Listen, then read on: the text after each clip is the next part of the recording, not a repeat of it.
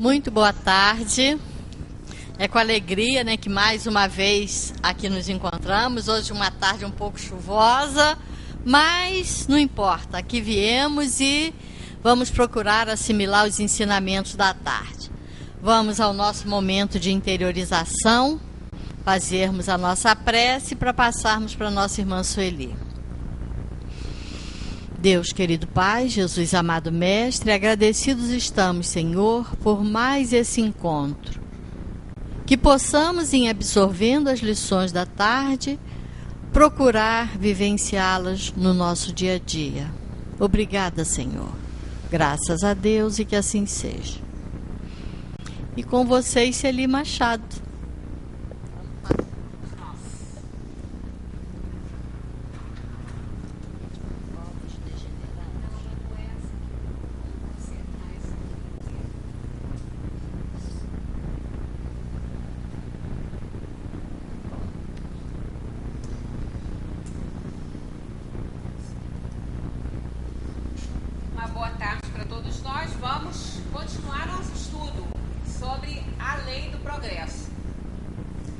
Estávamos na semana passada falando sobre os povos degenerados e paramos num determinado slide aí, porque não dava mais tempo da gente continuar, mas isso está dentro da lei do progresso. Hoje nós vamos continuar com a civilização também, né? Não fazer uma comparação, não de povos degenerados, que a gente já passou por isso, mas também da civilização. Nós paramos nesse slide aí, que vem falando sobre a interferência, a influência fundamental de espíritos mais evoluídos, não é? Depois, homens investidos de autoridade, instrumentos de Deus que em alguns anos fazem, né, o povo avançar em muitos séculos. Então nós paramos nesses slides e ficamos de fazer comentários a respeito de algo importantíssimo, como eu falei com vocês, que em nenhuma página específica sobre reencarnação possui análise assim e reflexões tão boas para não dar provas, é claro, mas para argumentar sobre a questão reencarnacionista e a justiça divina. Porque realmente é muito fácil, sem a justiça de Deus, a gente dizer que não tem reencarnação. Mas se a gente quiser argumentar sobre justiça divina sem a reencarnação, fica uma coisa muito difícil, né? Então nós temos aqui: o progresso dos povos faz ainda ressaltar a justiça da reencarnação. Então, essa análise a gente deve fazê-la bem, porque ela é muito simples.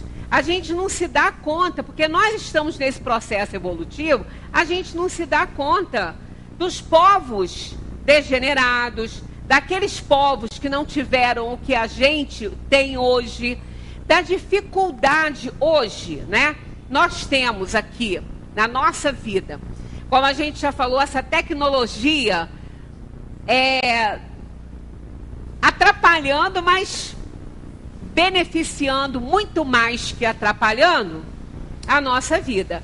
E o que ela faz que não está certo é por conta do mau uso que nós fazemos desse avanço tecnológico. Não é a tecnologia, é como nós a utilizamos. É aquela questão de Santos Dumont, que ele se enforcou, ele ficou infeliz, ele entrou em depressão. Então, vários, né, historiadores encontraram assim várias justificativas para aquele comportamento depressivo de Santos Dumont. Ele não se gostava, né? A autoestima de Santos Dumont era muito baixa, porque ele queria ser um homem bonitão, altão, e ele era muito baixinho. Ele era muito baixinho, ele era muito pequenininho, ele tinha horror disso. Tanto que Santos Dumont usava roupas, né, calças muito longas, porque ele usava salto, e ele usava um tipo de colarim largo que alongava o pescoço dele e dava uma aparência esteticamente mais alta para ele. Então há quem diga que ele era muito depressivo porque ele não se gostava. Ora, poderia ser, né? Até quando nós temos alguma coisa em nós que nos incomoda muito, a organização física, né, o nosso corpo, ele faz parte de todo o nosso processo de probação e expiação.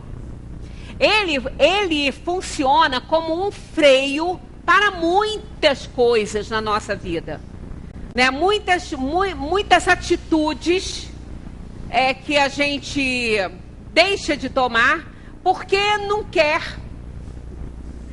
se expor, não quer tomar algumas atitudes da vida por conta, né, nem fazer algo por conta da própria constituição física, não tem algo que não gosta, que lhe causa vergonha, constrangimento, alguma coisa assim. Então, o corpo físico, nós não estamos assim, nesse momento, com o nosso corpo físico, por acaso. Né? A genética, ela fala alto nisso aí, evidentemente, né? Mas nós podemos ver que muitas vezes nós encontramos filhos totalmente diferentes dos pais, totalmente diferentes. Às vezes, filhos com uma beleza plástica perfeita, com pais que não têm essa beleza plástica e eles trazem os traços genéticos, mas de uma outra forma, né? Mais alinhada, mais desenhada e também o contrário.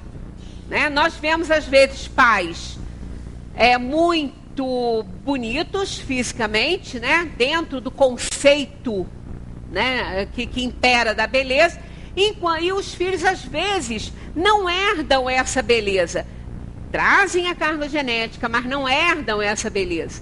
Né? Tanto que nos bancos de sêmen, quando uma mulher ela vai fazer uma inseminação para fazer uma gravidez mais assim, que ela queira o filho só para ela, né? Uma independente, isso aí, ela procura nesse banco, quando ela não tem um doador que ela possa escolher, ela procura no banco as características, a parte física, e muitas vezes é uma decepção, porque às vezes a criança nasce completamente diferente daquilo que ela gostaria. Então, o corpo físico, ele tem muito a ver com a nossa questão kármica, com as nossas necessidades, né, kármicas, com as nossas expiações. Então a gente fica imaginando, nós com toda essa tecnologia, no caso Santos Dumont, como a gente estava falando, ele era fisicamente o que ele não gostaria de ser. Segundo os historiadores, os biógrafos, assim, que ele era pequenininho e não queria. Então ele era falam que ele era um pouco depressivo por causa disso. Olha, então ele teria que ter passado a vida dele toda assim, né? Mas a depressão maior dele foi no final da vida dele, né? Foi próximo ao suicídio. Por conta de quê? Por conta de um não reconhecimento que ele fazia questão de ter com aqueles irmãos que estavam levando as honras da sua descoberta, né? E só depois que voltou essa glória para ele, mas principalmente pelo que foi feito da invenção dele. Porque a aviação, ela acabou sendo usada para a guerra. Né? Ela acabou tendo uma trajetória que ele não gostaria de ter criado nada para isso. Né? E aí muitos na história, muitos na ciência, né? nas invenções, passaram por essas coisas. Então o problema realmente não está aí na tecnologia. Está no mau uso que a gente faz dela. Mas hoje, como a gente está vendo, a gente se acostumou. Fala que vai desligar o WhatsApp, que vai suspender. O povo entra em pânico. Fica todo mundo doido. Que? Ficar sem WhatsApp? Né? Ficar sem rede social? Oh, isso tem pouco tempo, né? Tem pouco tempo que a gente está com isso aí. Então, lá, a gente só imagina lá atrás, na época em que as pessoas não tinham uma água encanada, que não tinham supermercado para comprar nada, né? Imaginemos como era difícil aquela vida. para conseguir colher água para alguma coisa, era um transtorno, visto com os nossos olhos de agora, porque quem viveu lá não achava.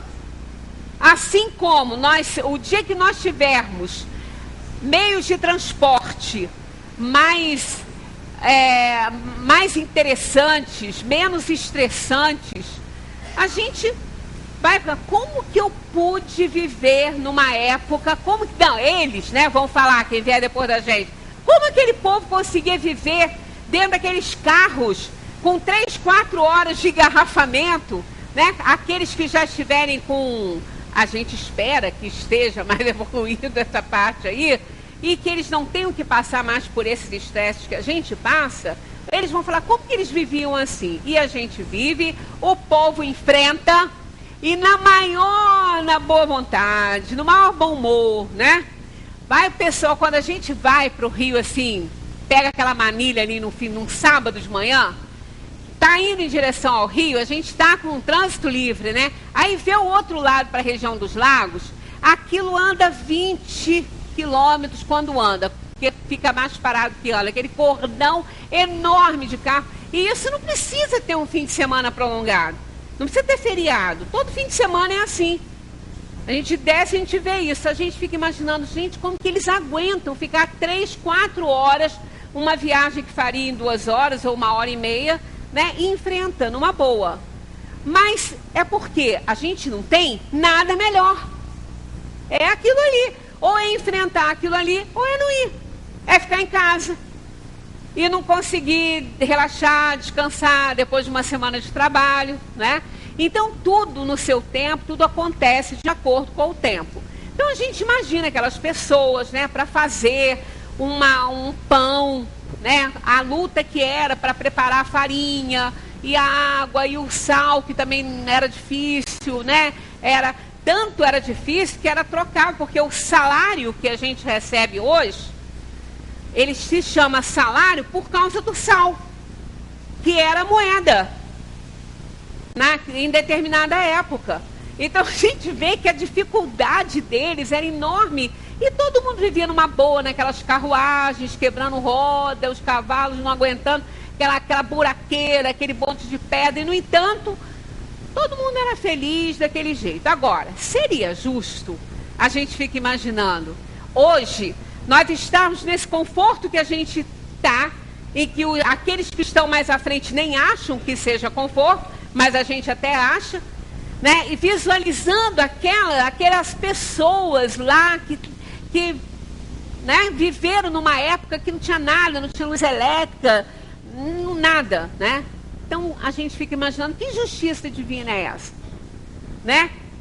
Que justiça de Deus é essa que ofereceu a alguns tão pouco, né? E criou outros espíritos para receberem tanto numa outra época. Isso aí, a gente já começa a questionar a justiça de Deus, né? Então, acompanhando esse raciocínio, ó, os homens de bem fazem louváveis esforços para ajudar uma nação a avançar moral e intelectualmente. Os homens de bem, né? Aqueles que estão interessados em trabalhar por um bem comum, em descobrir coisas que possam ajudar a melhorar a qualidade de vida das pessoas. Então, são espíritos que estão em tarefas importantíssimas aqui para isso, né? Trabalhando para um bem comum. A nação transformada será mais feliz nesse mundo e no outro, mas durante a sua marcha lenta através dos séculos, isso aqui é importante, a natureza não dá salto, milhares de indivíduos morrem diariamente. Aí vem, qual seria a sorte de todos esses que sucumbem durante o trajeto? Não tiveram grandes oportunidades de melhora, de aprendizado como nós temos hoje, não tiveram a tecnologia a favor deles, né? Porque os espíritos vão desencarnando ao longo, né, desses lentos séculos aí, buscando evolução. Então, não seria A gente vai vendo que não seria justo com esses irmãos que ao longo dessa caminhada evolutiva vão morrendo e não vão sequer se beneficiando de seus próprios inventos, né? Daquilo que trabalharam tanto por acontecer, né? Para beneficiar outros. Aí vem a análise. Sua inferioridade relativa os priva da felicidade reservada aos que chegam por último? Ou também a sua felicidade é relativa? Isso é importante, esse questionamento aqui. Então, eles eram inferiores, né? Então, a inferioridade relativa os priva da felicidade reservada aos que chegam por último, porque eles eram mais inferiores, porque eles não tinham os conhecimentos que poderiam ter, né, para melhorar na situação. Então, a essa inferioridade contava isso, para isso, né?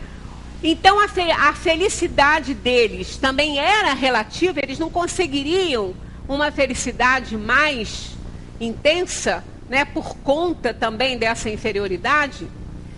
A justiça divina não poderia consagrar semelhante injustiça, porque isso aqui seria uma tremenda injustiça com aqueles irmãos, com aquelas criaturas de Deus, com aqueles espíritos, né, criados por Deus.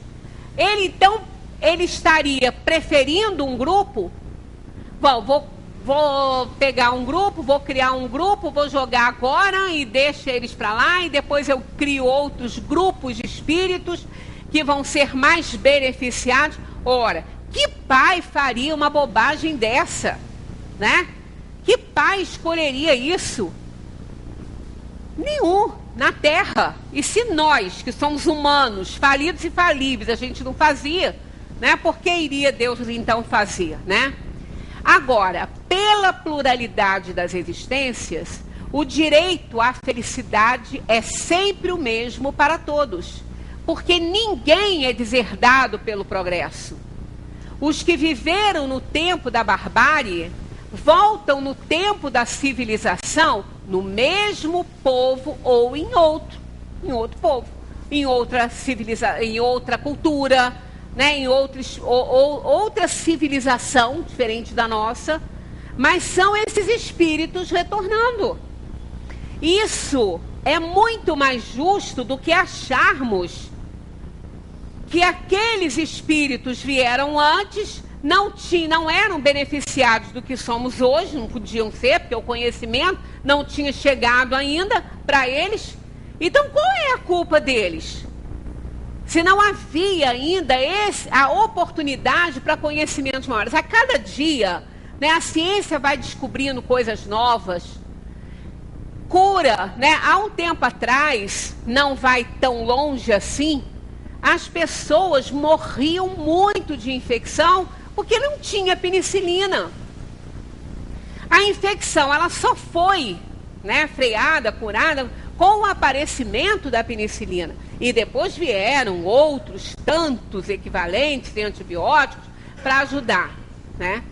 Então, até então, morria. Quer dizer, era injusto, né, que aquelas pessoas, antes do aparecimento da penicilina, morressem de infecção, porque isso não tinha sido descoberto, porque não tinha alguém de gênio para descobrir isso, e que hoje as pessoas não morram mais tão facilmente assim de infecções, porque hoje tem tratamento, embora o mau uso, né, e os médicos estão alertando, o mau uso dos antibióticos está fortalecendo bactérias que elas estão ficando extremamente resistentes aos antibióticos conhecidos. Mas não é por conta delas, não, e da natureza, não. É porque o homem se meteu onde não tinha que se meter, na automedicação. Nós não somos médicos. Nós não podemos entrar numa farmácia para comprar antibiótico para tomar. Até porque o antibiótico é específico para determinada bactéria. E o tempo, a dosagem é diferente de um para o outro. As pessoas compram antibióticos e anti-inflamatórios como estão comprando água para beber. E o tempo que se toma, se não for adequado, no lugar de matar a bactéria, fortalece, ela cria resistência. Isso é da própria lei de conservação. Como a gente já falou que uma floresta não é dizimada por uma praga, porque ela se auto-imuniza. Né? Uma plantação pequena sim, mas uma floresta não. E isso tem acontecido com as bactérias. Quer dizer, mas isso foi pela ação do homem. Porque se esses antibióticos fossem usados adequadamente, isso não estava acontecendo. Ah, tem uma bactéria resistente, está matando não sei quanto. Culpa do ser humano. Todo o desregramento, todo o desequilíbrio do ecossistema é por conta do ser humano. É por conta da inferioridade, imprudência, negligência, cobiça, tudo do ser humano. Que a natureza, ela é perfeita. Ela não erra. Todos os seres guiados por instintos não erram. Então a gente vê que os benefícios que nós temos hoje da ciência, os nossos irmãos que viveram aí, né, não precisa ir muito longe, há 100 anos atrás, não tiveram. Até menos coisas. Às vezes, quando aparece na rede social aquelas fotos, né? Confira o seu DNA. Aí vem umas coisas que as pessoas nem nunca ouviram falar, os mais novos. Há pouco tempo veio um vídeo para mim, eu usei todos que estavam ali. Aí meu filho, mãe, mas o que era isso? Eu falei, não mordia. Eu não morri, né? Então, por quê? Eram coisas tão engraçadas, né? Muito engraçadas. As cirurgias, como elas eram feitas antigamente, era uma coisa grotesca. As pessoas não morriam. Hoje, com todo o aparato, com todo o cuidado, morre muito ainda. Não era nem para acontecer isso. Mas a gente vê tudo no seu tempo. Aí todas essas pessoas que foram privadas desse progresso maravilhoso que a gente está vivendo hoje em dia, por que elas foram privadas disso? O que elas fizeram para não merecer viver nessa época tão mais fácil, né? Lá os homens da idade da pedra, lascada, da pedra polida, né?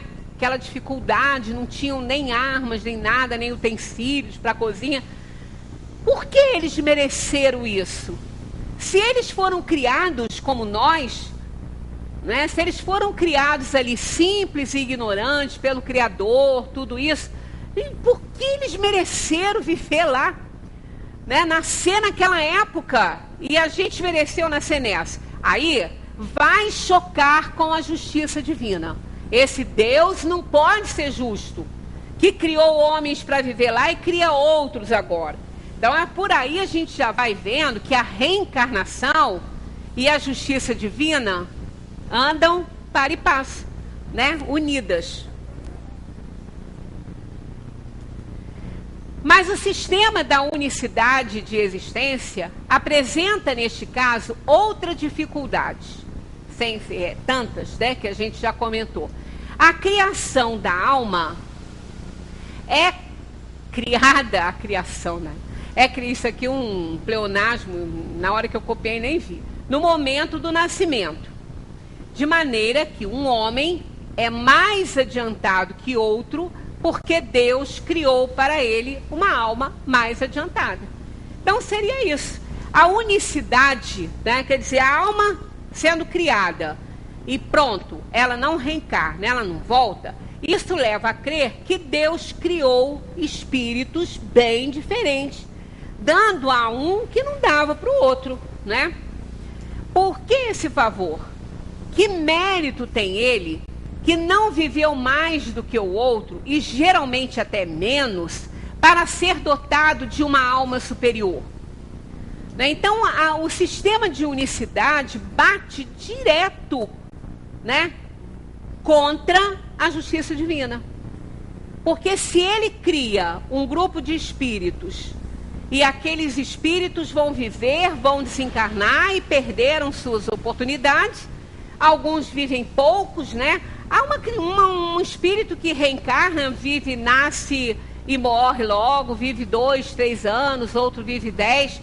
O que essas almas fizeram para merecer essa diferenciação de tempo, né, de facilidades? Nada, né? Porque a gente não controla isso.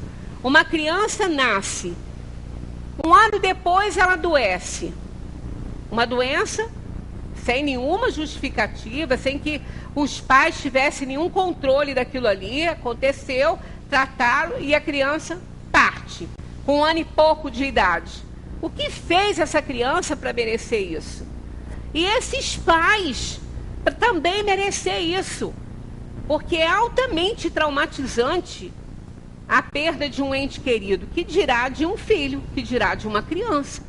Então é altamente é um sofrimento sem par, né? Então, onde que estaria a justiça de Deus nisso aí? Que vem para nos punir? Que Deus é esse, né? Que vem para nos punir. Uma nação passa em 1000 anos da barbárie à civilização. Se os homens vivessem 1000 anos, poderia conceber-se que nesse intervalo tivessem tempo de progredir, né? 1000 anos, a gente ia ter muito tempo para progredir nesse 1000 anos aí. Se eu inventei alguma coisa, durante 1000 anos eu vou ter oportunidade de usufruir do meu invento, né? E de aprender coisas boas, coisas melhores.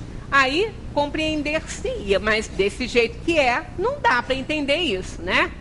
Mas diariamente morrem criaturas em todas as idades, renovando-se sem cessar, de maneira que dia a dia as vemos aparecerem e desaparecerem. Então o tempo todo estamos, né? Somos espíritos errantes, né? Que é essa palavra errante é aquele que vai e volta como um cometa, que é um astro errante que fica passeando pelo universo, né? Procurando, né? Se ligar ou ser atraído por alguma estrela, e ele vai passeando. O que vai acontecendo com ele? Ele vai perdendo a cauda, né? Ele vai esfriando, quer dizer, ele também vai evoluindo. Ele vai jogando matéria orgânica para as estrelas, que por sua vez jogam para os seus planetas. Isso é evolução, né? Então o espírito errante é aquele que vai para a dimensão espiritual, volta para a dimensão material, ele fica nesse passeio, como o cometa fica passeando pelo universo, evoluindo. Então nós somos espíritos errantes, a gente vai e volta, a gente aprende mais um pouco, a gente colabora com o Criador e retorna aos planos materiais para usufruir também daquilo que a gente ajudou a fazer. Aí sim, aí isso vai ao encontro da justiça de Deus, né? Que não vai beneficiar ninguém. No fim de um milênio, não há mais traços dos antigos habitantes. A nação de Bárbara, que era, tornou-se civilizada. Aí vem a pergunta, né? Que todos nós fazemos. Mas quem foi que progrediu? Os indivíduos, outrora bárbaros? Quem foi que progrediu? Não, eles estão mortos, né? Eles estão mortos. Pelo sistema de unicidade de existência, esses bárbaros morreram e pronto. Ponto final. Acabou. Então, eles não evoluíram, porque eles já estão mortos há muito tempo, né? É o sistema de unicidade. Aí a gente começa, a cabeça ferve, né? Para nós deístas, a cabeça ferve. Quer dizer, para os deístas. Nós somos deístas e reencarnacionistas. Os que chegaram por último, mas se a sua alma foi criada no momento do nascimento, essas almas não existiriam no tempo da barbárie. E é necessário admitir, então, que os esforços desenvolvidos para civilizar um povo têm o poder não de melhorar as almas imperfeitas, mas de fazer Deus criar outras almas mais perfeitas. Aí o bicho pega, né? contra Deus. É nesse ponto aqui que provavelmente a criatura desenvolve um ateísmo. Porque é uma injustiça total isso. Não é? É uma injustiça total, olha só.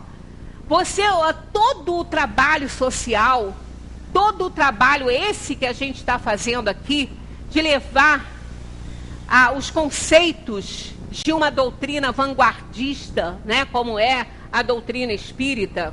E essa palavra doutrina até me incomoda um pouquinho, que dá uma ideia que a gente está, né, doutrinando as pessoas, e não é isso, né? Nós estamos levando um conteúdo filosófico, científico e religioso para quê?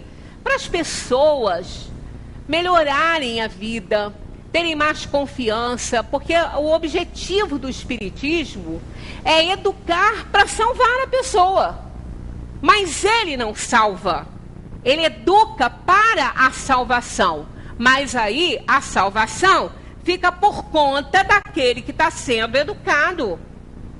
O espiritismo oferece as condições, ele dá a conhecer, e nós, ao recebermos esses conceitos todos, vamos analisar e vamos incorporar aqueles que estiverem de acordo com a nossa análise positiva à corrente do nosso pensamento, para a gente poder colocar em prática. Então a salvação, ela vai depender de cada pessoa. O conhecimento ele oferece, mas o discernimento não. O discernimento desse conhecimento vai ficar por conta de cada um. Cada um é que vai fazer o seu trabalho. Por isso que nós temos um tempo intrínseco e um tempo extrínseco de uma reunião como essa aqui, de 60 minutos. São 60 minutos que todo mundo está recebendo igualzinho. Todo mundo está aqui, 60 minutos. Então o tempo extrínseco é o mesmo para todos, mas o tempo intrínseco não é. Porque o tempo intrínseco é aquele tempo que cada um vai gastar para discernir aquilo que ele aprendeu naqueles 60 minutos. Aí vai ficar por conta dele fazer, né? Peneirar isso aí, fazer a triagem do que vale a pena receber e se abastecer, né? Deter em si, e o que não vale. Então, isso fica por conta da pessoa. Então, o Espiritismo, ele oferece essas condições do aprendizado, para que a gente possa ver se vale a pena. Algumas pessoas acham que não vale a pena. Não é dessa forma que entendem, não conseguem alcançar isso aí, não querem, ou não sei, por alguma razão. E não se interessa. Mas aí é que está a beleza da diversidade, né? Nós temos uma quantidade enorme de religiões aí para as pessoas analisarem seus conceitos e se incorporarem àqueles que melhor atendem às suas expectativas e necessidades. Então isso é o que é bonito, né?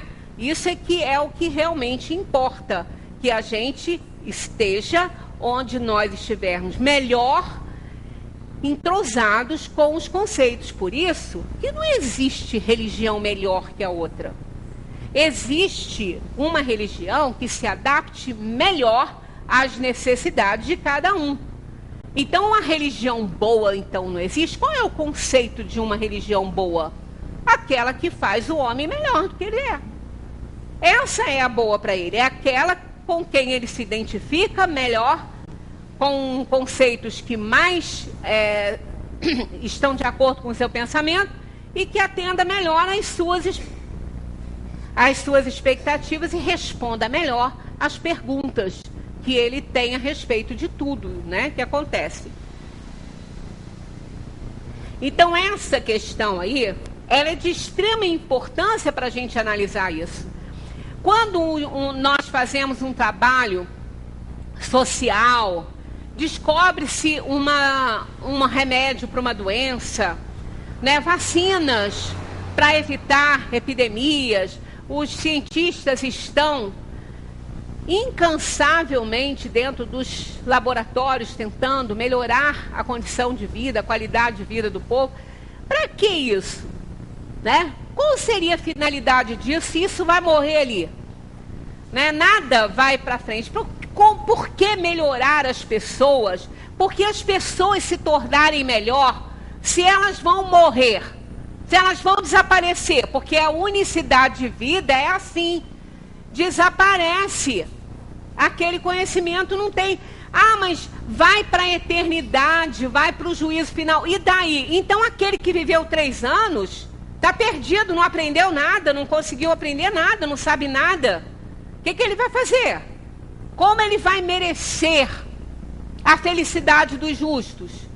Se ele não teve tempo de viver, se ele não teve tempo com isso de errar.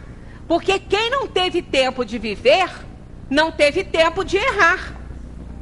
Porque a vida longa é uma oportunidade ao erro e ao acerto. A gente tem chance, a gente tem tempo. Eu posso aprender, como posso também não querer nada com o meu tempo.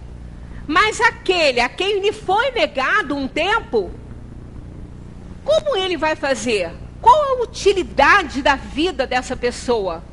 Por que Deus faria isso? Por que Deus criaria uma alma para morrer no ventre materno? Ou para morrer assim que nasce, ou dali 2, 3 aninhos? Por que ele faria isso? Eu me perguntaria o tempo todo sobre isso se eu não fosse reencarnacionista. Então a gente fica fora da reencarnação, nós qualificaríamos Deus de idiota, né? Um idiota, porque vai fazer o quê? Eu vou criar um relógio, né, que vai funcionar 2 horas só. Para que eu vou fazer isso? Porque eu vou gastar tempo da minha vida para fazer uma coisa que vai durar 2 horas só? Eu não vou fazer. Pode até durar 2, mas eu não vou fazer já sabendo que vai durar 2. Eu quero fazer para ele durar muito, mas se for para durar 2, eu não vou fazer. Né? Com os meus erros, eu posso fazer e ele durar só 2. Ou até menos, ou até nem dá certo. Né? Eu vou ficar uma vida inteira para descobrir alguma coisa e não conseguir. Né? Pode até ser. Mas eu não estou fazendo esse esforço todo sabendo, com consciência de que vai durar pouquinho. Que aí eu não faço. Então, claro que isso aí é uma insanidade de Deus. E como ele é perfeito, por que ele é perfeito? Porque ele criou um universo perfeito. Ele criou algo que a gente não tem conhecimento de quem poderia ter criado, que está aí, do nosso conhecimento. E é perfeito, é matematicamente perfeito. O universo funciona com perfeição numérica. Nada foge a essa perfeição. Existe uma conexão perfeita entre o macro e o micro cosmo. Então, quem fez? Foi o Criador. Então tá. Realmente, alguém perfeito. Alguém, né? Perfeito mesmo, para criar algo perfeito. Aí, vai errar no ser humano? Vai errar na sua invenção mais importante? Mas quanta prepotência, o homem é a invenção mais importante de Deus. Mas é. Com toda a sua inferioridade, com tudo que a gente é de estragar e de ter a capacidade de estragar o que está pronto, e o que é bom, o que é perfeito, mas nós somos. Nós somos porque nós estamos no último reino da criação. Primeiro é lá o mineral, depois o vegetal, o animal de inteligência inferior e o animal de inteligência superior. O que significa ser um animal de inteligência superior? É uma inteligência sem limite. Isto significa que nós, pobres mortais aqui da Terra ou de outros orbes aí, somos os únicos seres da criação capazes de fazer considerações sobre o seu Criador. Isso basta. Isso basta para nos colocar na posição de espírito, de criação perfeita, a mais perfeita que Deus fez, a mais importante que Deus fez. Porque Ele nos deu essa capacidade.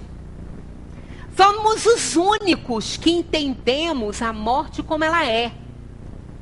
Que sabemos que morremos materialmente falando, para alguns não materialmente, e pronto, morreu e acabou. Só a matéria que existe. Para outros, né? Mas mesmo aqueles materialistas, mesmo assim, sabem que morrem. Então nós somos os únicos seres da criação. Podem reparar, um animalzinho que esteja na nossa casa, por mais inteligente que ele seja, ele pode perceber a morte. Mas percepção não é saber. Ele percebe que tem algo diferente, ele percebe pela energia das pessoas que tem alguém na casa para morrer. Gatos não gostam de ficar na casa onde tem alguém para morrer. Eles saem, eles não gostam. Os cães ficam, gatos não gostam. Eles costumam se afastar. A energia do ambiente é captada por eles, né? Os cães, a gente que convive com os animais domésticos, eu não tive pessoalmente de fazer isso nos meus, mas quem teve já de praticar eutanásia em algum animalzinho querido, eles vão. Se estiverem ainda bem assim, não estiverem em coma nem nada, eles vão brincando, balançando caldinha. Eles não sabem o que vai acontecer com eles. Eles não sabem que eles estão sendo levados para fazer uma caridade para eles por causa de uma doença que só está causando dor e que o remédio não ajuda mais. E a gente não tem que deixar um animal sofrer assim. Ele não tem karma para cumprir. Ele é de nossa responsabilidade. Então a eutanásia ela é aceita nesse sentido, de quando não tem mais absolutamente nada para fazer com o animal. E ele está num sofrimento horrível. Tive uma que não estava mais comigo, foi minha, mas pediu asilo político em outra casa, por conta de um ciúme de outra que chegou. Ela foi para a casa de baixo. E lá ela ficou. Ela foi eutanasiada. Até o último momento eu não assisti, porque ela já estava com outro doninho, eu não assisti. Ela estava brincando, balançando a cauda. Ela não tem conhecimento da morte. Ela não tem. O animal não tem. Então nós, com toda a nossa inferioridade, nós somos os seres mais importantes da criação. E essa inferioridade não conta para esse tipo de importância, porque Deus nos criou simples e ignorantes. Ele não nos criou com conhecimento nenhum. A inferioridade intelectual faz parte do processo. Ele não criou ninguém sábio. Ele sabe que isso, ele que nos deu essa oportunidade da evolução por nossa conta. Então nós somos os seres mais importantes. Isso não tem dúvida. É por isso que a gente tem que fazer a nossa parte para a gente merecer essa honra. Porque é uma honra ser o ser mais importante da criação de um Criador que criou esse universo maravilhoso e perfeito. Então a gente tem que dar conta disso. É por isso que quando a gente não exerce a função de co-criador e sim de destruidor, nós estamos acumulando uma dívida enorme para a nossa caminhada evolutiva. Não resta a menor dúvida. Então dizer que Deus estaria fazendo criaturas mais perfeitas que outras que Ele fez em outros tempos, seria duvidar dessa perfeição e dessa grandeza e principalmente da justiça divina. Comparemos esta teoria do progresso com a que nos foi dada pelos espíritos. Essa é a dos espíritos.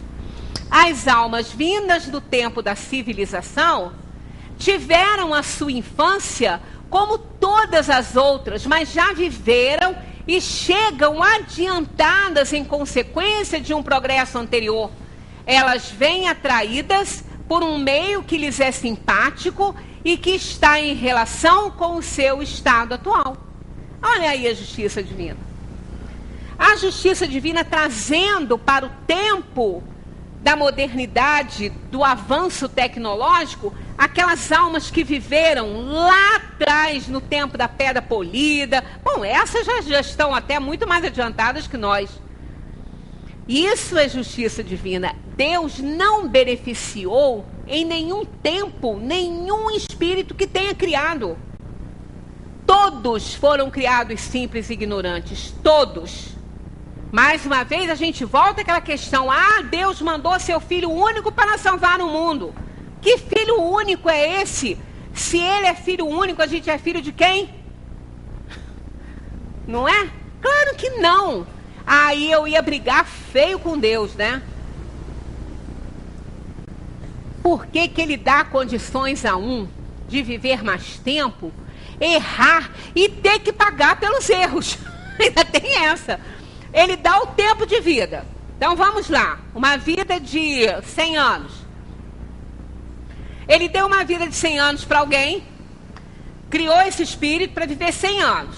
Aí nesses 100 anos, esse espírito tem oportunidade, todas as oportunidades que Deus dá, porque isso é o grande presente, são as oportunidades que ele nos dá para a gente aprender. Aí, na caminhada, né, nesse percurso aí de 100 anos, esse espírito aprendeu, né, essa criatura aprendeu, tomou decisões acertadas, tomou decisões erradas. Nas decisões erradas prejudicou pessoas, explorou outros, acertou, também amou, fez uma vida, como nós fazemos a nossa vida aqui na Terra, né, no estado evolutivo em que a gente se encontra. Aí no final desse tempo, vai lá computar e fazer o balanço da vida. Ó, você errou nisso, agora você tem que pagar por isso. Bom, ele vai pagar. Isso para você poder ser salvo. Digamos, entrar no reino do céu. Aí ele vai dar a vida para o outro. Só que o outro, ele dá só uma vida de 10 anos. Ora, 10 anos. Uma criança humana com 10 anos, ela não pode nem responder pelos seus próprios atos. Se ela matar alguém, ela não pode responder por aquilo ali. Ela não tem ainda conhecimento para entender certas coisas, embora alguns, pela lei da reencarnação, a gente sabe que são espíritos extremamente malévolos. E já bebezinho a gente já percebe que tem que ter cuidado, porque é perigoso. É perigoso. Então, a gente fica imaginando, aquela criança então morre com 10 anos. Para onde ela vai? Para o reino do céu? Se for, é injusto. Porque o outro viveu 100 anos, teve tempo de acertar e errar. Errou e tem que pagar pelos erros. Senão ele não entra no reino do céu. Ele ia preferir morrer com 10 anos. Eu ia preferir morrer só com... nascer e morrer ou nem nascer, né? Porque aí eu não vou ter que pagar nada.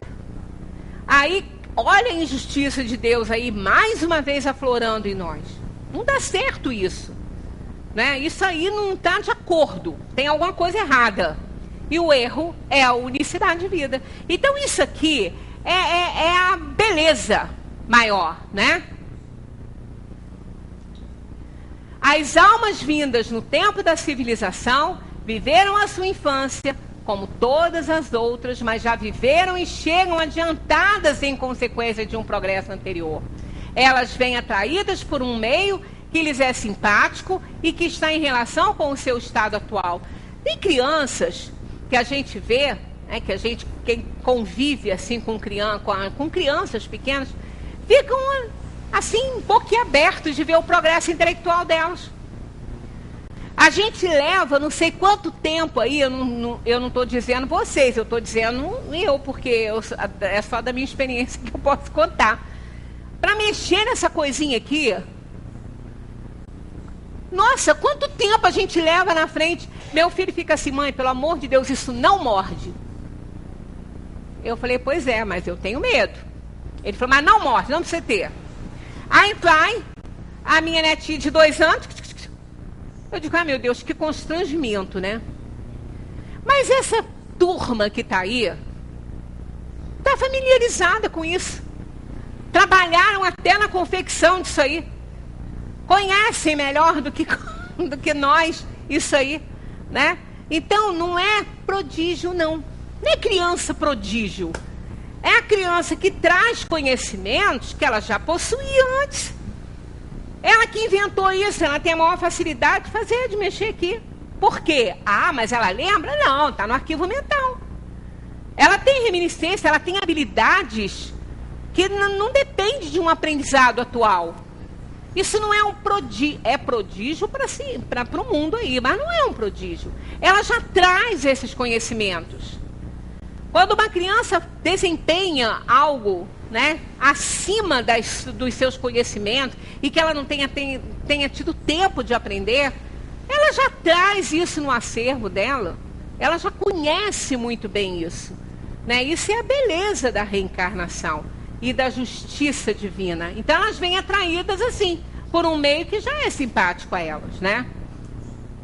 Dessa maneira, os cuidados dispensados à civilização de um povo não têm por efeito determinar a criação futura de almas mais perfeitas, mas atrair aquelas que já progrediram, seja as que já viveram nesse mesmo povo ou em tempos de barbárie, seja as que procedem de outra parte.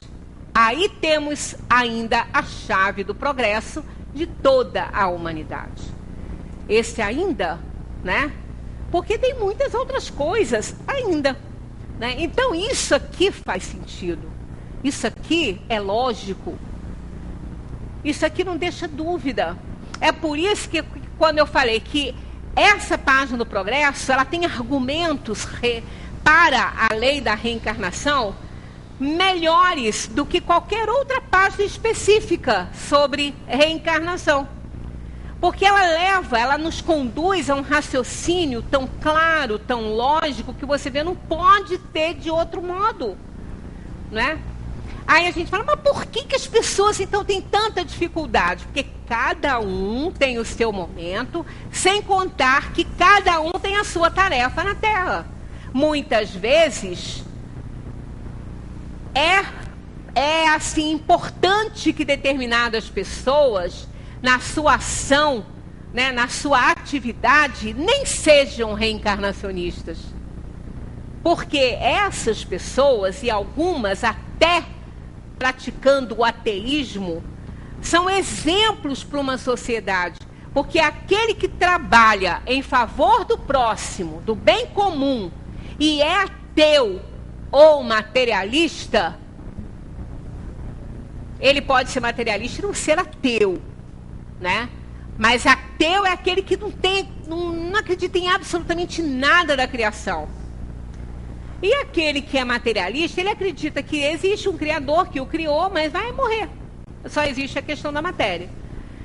E quando essas pessoas trabalham em favor do próximo, é lindo demais, é sincero, é pelo bem de servir, porque elas não esperam nada. Elas não estão negociando encarnação melhor. O materialista não está negociando um lugar melhor no céu. Ele não acredita nisso, né? E o outro não está regateando com Deus. Ó, eu faço isso para você me dar aquilo. Ele não acredita em Deus. Então, quando ele faz, é pelo simples propósito de ajudar. Então, é importante que eles não sejam nem deístas, para serem exemplos realmente para uma sociedade. Aqueles que se horrorizam dos ateus deviam bater palma para alguns ateus, que fazem muitas vezes um trabalho que ele, sendo deísta, não faz. E se fizer, pode ser uma negociata, né? Regateando um lugarzinho melhor do outro lado. Então, quando a gente vê que realmente, né, as pessoas trabalham, as pessoas fazem algo em favor do outro pelo simples propósito de ajudar, isso é maravilhoso. Isso sim é ser muito mais religioso do que muitas vezes aquele que tem uma religião, né, que frequenta uma religião. Quando todos os povos estiverem no mesmo nível, quanto ao sentimento do bem, a terra só abrigará bons espíritos que viverão em união fraterna. Os maus tendo sido repelidos e deslocados, irão procurar nos mundos inferiores o meio que lhes convém, até que se tornem dignos de voltar ao nosso meio transformados. É o que a gente já falou em outras ocasiões. Os espíritos renitentes ao mal vão desencarnar, não voltarão para a Terra, porque ainda são a laranja podre do saco. Eles vão ficar em mundos em que eles possam auxiliar no progresso, como já aconteceu no início da civilização aqui da Terra, e depois eles retornam, como aquele povo egípcio, a maioria daqueles povos antigos cheios de conhecimento, mas pouco moralizados, aprenderam, sofreram, resgataram e voltaram para o país de origem. Hoje a gente vê lá um Egito que não é nem sombra do que foi, né? E outros, a própria Grécia, né? A própria Índia. A gente vê que o povo que está lá é muito diferente daquele que viveu. Embora eles apresentavam um sentimento bélico muito grande, mas os conhecimentos eram enormes.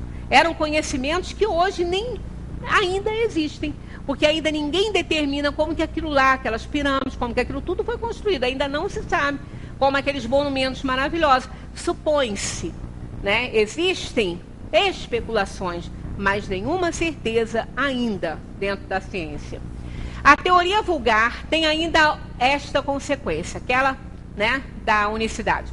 Os trabalhos de melhoramento social só aproveitam as gerações presentes e futuras. Seu resultado, está errado aqui, seu resultado é nulo para as gerações passadas, que cometeram o erro de chegar muito cedo e só avançaram na medida de suas forças sob a carga dos seus atos de barbárie. Segundo a doutrina dos espíritos, os progressos ulteriores, né, aqueles que vêm depois, né, aproveitam igualmente a essas gerações que revivem nas condições melhores e podem aperfeiçoar-se no meio da civilização. Isso sim é digno de Deus. Aí, para a gente encerrar, uma frasezinha de Mário Quintana, que vem muito a calhar. Se você apagasse todos os erros do seu passado, apagaria toda a sabedoria do seu presente, né? Isso fecha essa questão aí da unicidade de existência. Se eles não viessem, se eles não trouxessem seus conhecimentos, nós não teríamos esse presente. Porque o que nós temos hoje, o avanço tecnológico que nós temos hoje, as benesses, todas as facilidades, vêm deles, ou melhor, de nós, que vivemos lá, que aprendemos, que realizamos e que hoje estamos aqui nos beneficiando. Então, isso aqui vem muito a ilustrar. Se você apagasse todos os erros do seu passado, apagaria toda a sabedoria do seu presente.